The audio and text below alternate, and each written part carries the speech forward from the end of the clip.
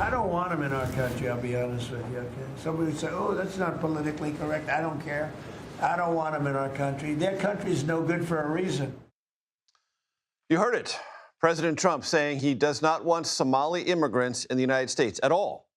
This comes as a source tells CBS News the Trump administration has ordered ICE to target undocumented Somali immigrants in the Minneapolis-St. Paul region. California Congressman and chair of the House Democratic Caucus, Pete Aguilar, joins me now. Congressman, good to have you. As you know, I know, the nation knows, the president said a lot more than that about Somali immigrants, called them garbage in that White House cabinet meeting yesterday. Your reaction? The president was clearly unhinged and is not well when it comes to this topic. It's incredibly unfortunate that this is the language that he uses, but this isn't anything that's new to the American people. We know that he is targeting individuals across this country. We know he is weaponizing ICE. We know he is allowing ICE to engage in illegal acts across the country, disrupting family barbecues and church ceremonies, pulling people, gardeners who are working in the communities.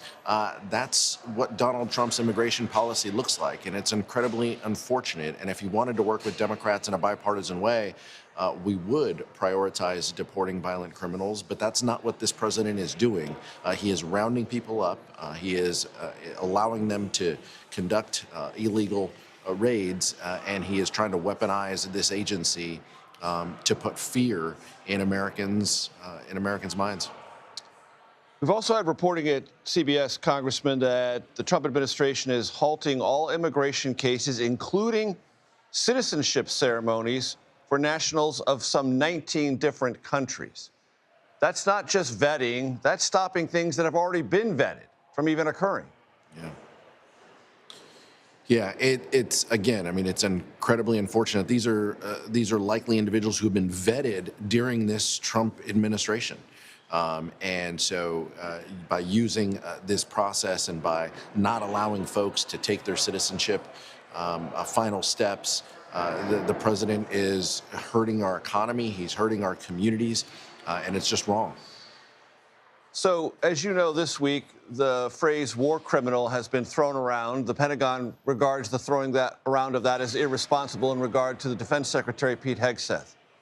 Do you believe, based on what you know, Congressman, that what has happened off the shores of Venezuela, at least on September 2nd, could constitute a war crime? I look forward to hearing more details and hopefully testimony about what happened. I think it very well could be a war crime based on the reporting that we have seen, and I don't think that's irresponsible to say. I think it is based on the facts and the merits. But it's pretty clear that within the Trump administration and within the Defense Department and the Pentagon, the buck doesn't stop with our leaders. The buck doesn't stop with Donald Trump and Pete Hegseth. They are throwing admirals under the bus. They will throw anyone under the bus if it diverts the attention on what their potentially illegal actions have meant. And so we need to get to the truth. And so that's why I appreciate that in a bipartisan, bicameral way, House and Senate leaders will ask the tough questions and get to these answers. That's what the American people are due, and that's honestly our job. Pete Hegseth may not like it, but that is exactly what our job is. Even a novice would know, Congressman, that you do not need an aircraft carrier strike force to stop drug-running boats off the coast of any country, Venezuela or any other. Do you think something else is at stake here?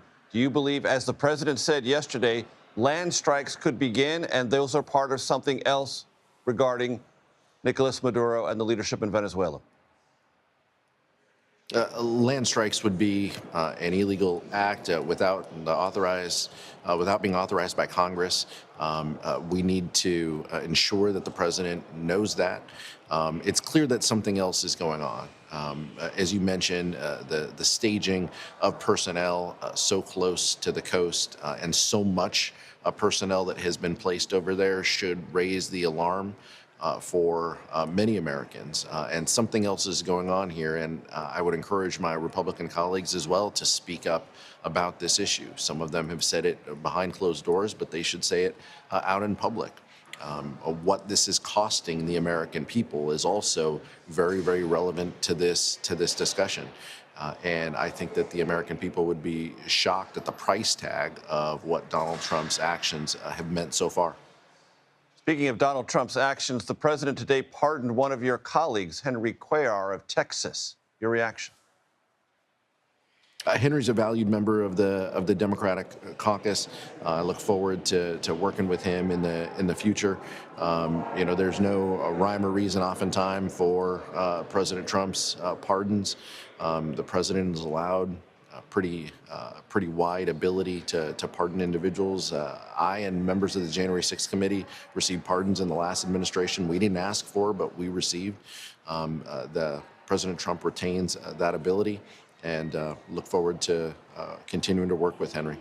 Before I let you go, the president said he was prosecuted by the Biden administration because he disagreed on policy, immigration specifically. Is that how the Democratic caucus regards the bribery charges leveled against Henry Cuellar and his wife? That's not how we regard it. But look, the president's entitled to his opinion on the subject. Oftentimes, his tweets and his rants don't make a lot of sense. But like I said, we look forward to continuing to work with Henry. I serve on the Appropriations Committee with him. I have for a number of years, and will continue to work. And he's just beloved in South Texas, and he will continue to be beloved in South Texas and likely effective for his constituents. Chairman of the House Democratic Caucus, Peter Aguilar of California. Congressman, I appreciate it. Thank you. Thank you.